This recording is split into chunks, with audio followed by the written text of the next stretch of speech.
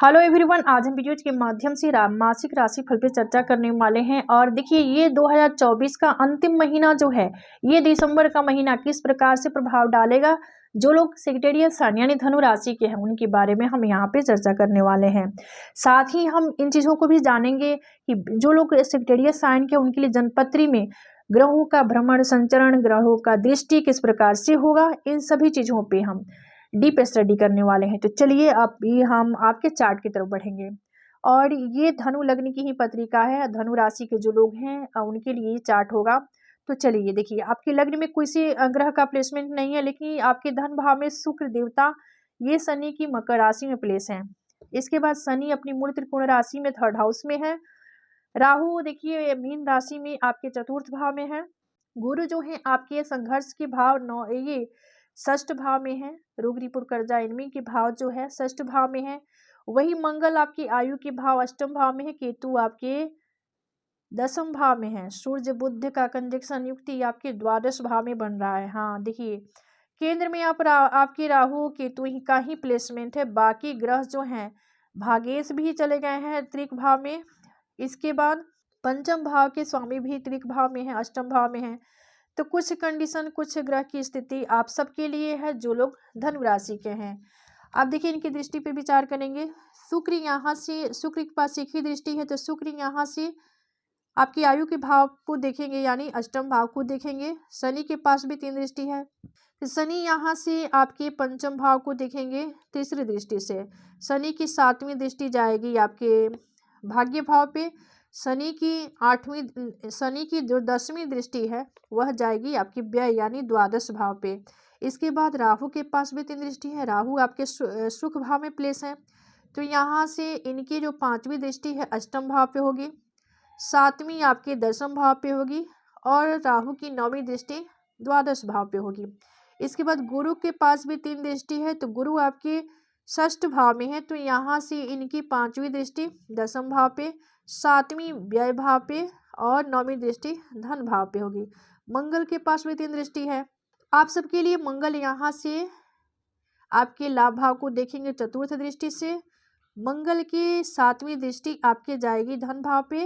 मंगल की 8वीं दृष्टि जो जाएगी आपकी थर्ड हाउस पे।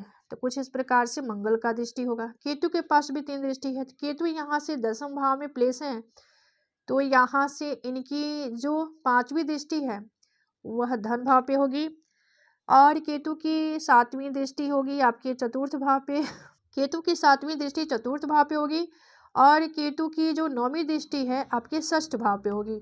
सूर्य बुध एक साथ कंजक्शन युक्ति यहाँ पे इनका है द्वादश भाव में, और यहीं पे सूर्य से जो निर्मित होता है राजयोग यानी बुद्धादित्य योग बनता है बुध और सूर्य के युक्ति कंजक्शन से, जो कि आपके द्वादश भाव में बन रहा है।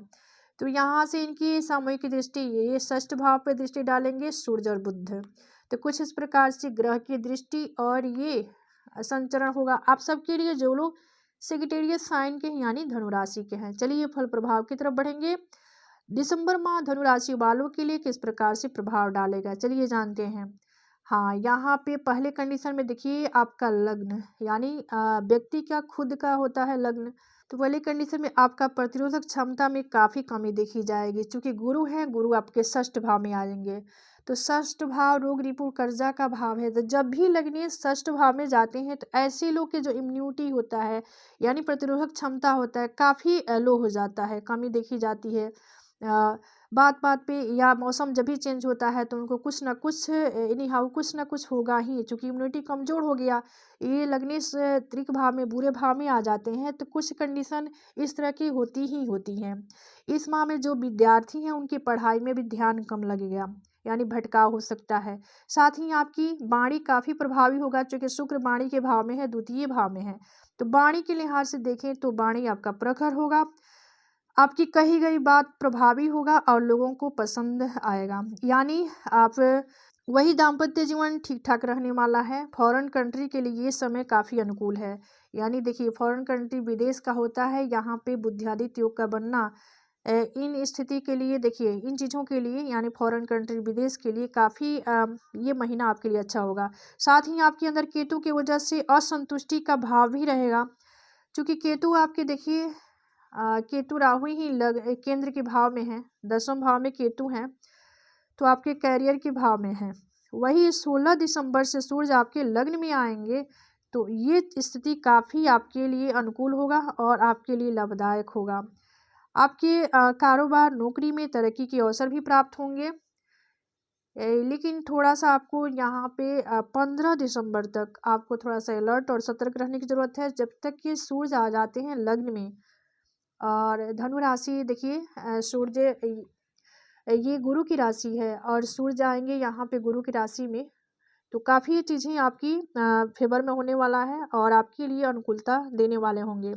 तो कुछ फल प्रभाव आप सबके लिए रहने वाला है जो लोग सेक्रेटेरियस साइन के हैं। तो ये था मासिक राशि फल पर चर्चा और साइन जो थी सेक्रेटेरियस साइन।